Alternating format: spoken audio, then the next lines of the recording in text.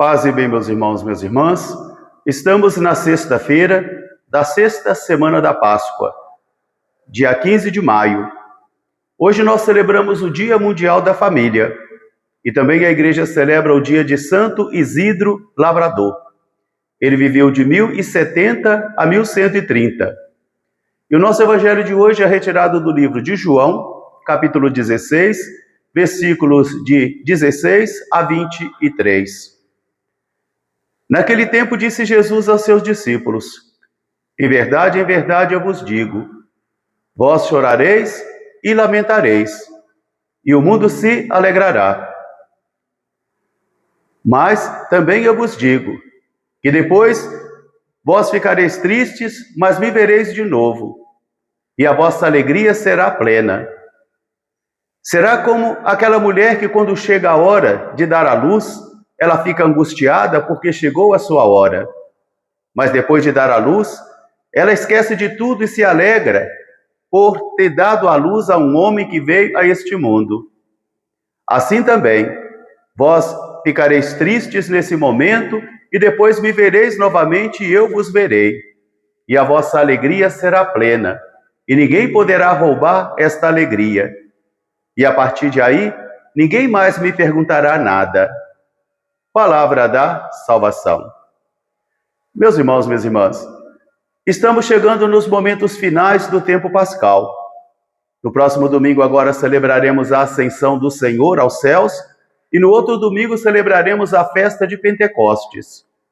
Mas a festa de Pentecostes não é somente uma data cronológica ou um rito religioso, mas deve ser um acontecimento revolucionário, de um espírito da verdade que entra na vida de uma pessoa, alegra o seu coração, conduz essa pessoa à plenitude da verdade e ela passa a viver o seu testemunho, dar o seu testemunho sobre Jesus de Nazaré, o ressuscitado.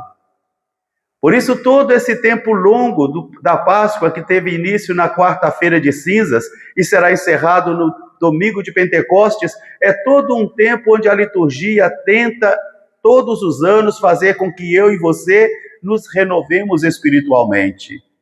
Passemos por um processo de renovação espiritual, porque a fé cristã é uma batalha espiritual até o último momento.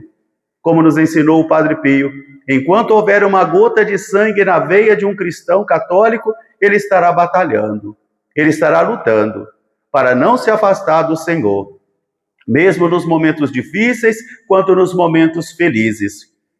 A primeira leitura de hoje do livro dos Atos dos Apóstolos, nós encontramos ainda Paulo em oração e o Senhor que sussurra em seu ouvido, sussurra em seu coração a sua missão e de quanto ele deveria sofrer por causa do Evangelho, para que assim o Evangelho fosse anunciado.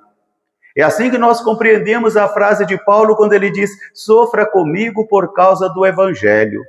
Porque educar alguém exige sofrimento de uma parte. Educar alguém exige doação. Também haverá a incompreensão, haverá também a divisão, porque é o Espírito do Senhor que está conduzindo o apóstolo Paulo para uma missão onde ele vai experimentar também o rechaço humano, as dores humanas e as consolações do Espírito. Porque o Espírito concede a sua força. O Espírito concede a sua consolação. E ainda que passemos por um momento de tristeza, de desolação do coração, é o Espírito do Senhor quem tem esse poder de animar em mim e animar em você o dom da esperança. Batalhei em todas as batalhas, mas me mantive fiel. Por isso o apóstolo Paulo, no final da vida dele, vai dizer: combati o bom combate, guardei a fé, agora eu posso receber a coroa da vitória, guardada para aqueles que foram fiéis ao Senhor.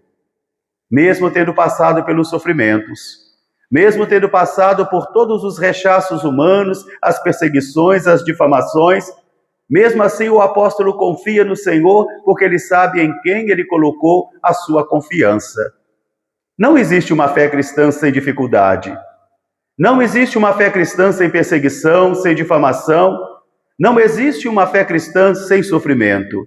Por isso o apóstolo sussurra no ouvido dos cristãos de todos os tempos: sofra comigo por causa do Evangelho.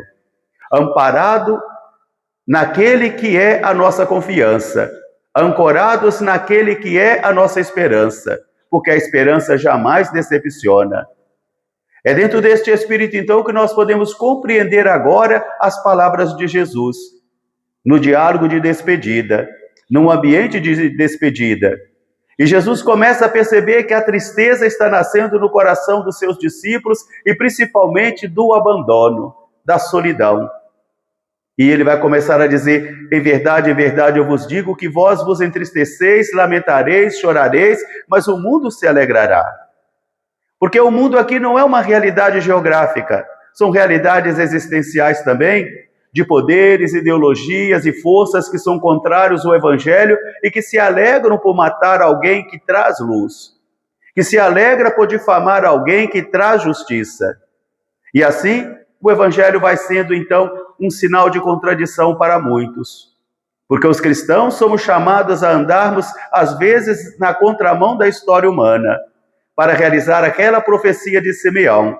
Este menino será causa de reerguimento para muitos, mas também será causa de queda para muitos.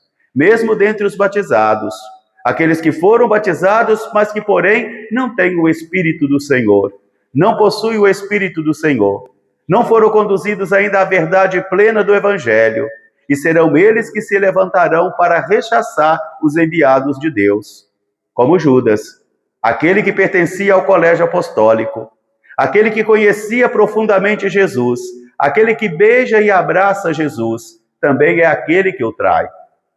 Por isso Jesus vai dizer: vós vos entristeceis, ireis chorar e o mundo vai se alegrar. Mas a vossa tristeza será passageira, porque eu voltarei a ver-vos, e aí a vossa alegria será plena. Uma alegria que ninguém vai poder roubar, porque é a alegria do ressuscitado. É a alegria da presença de Jesus. É a alegria da força do Espírito Santo. Porque um dos dons do Espírito é a alegria. Porque ninguém pode evangelizar com a cara sisuda, ninguém pode evangelizar com a cara amargurada. A alegria é um elemento importante para que eu e você possamos anunciar o Evangelho da alegria. Porque o Evangelho é uma alegria. Jesus é uma alegria. A igreja é uma alegria.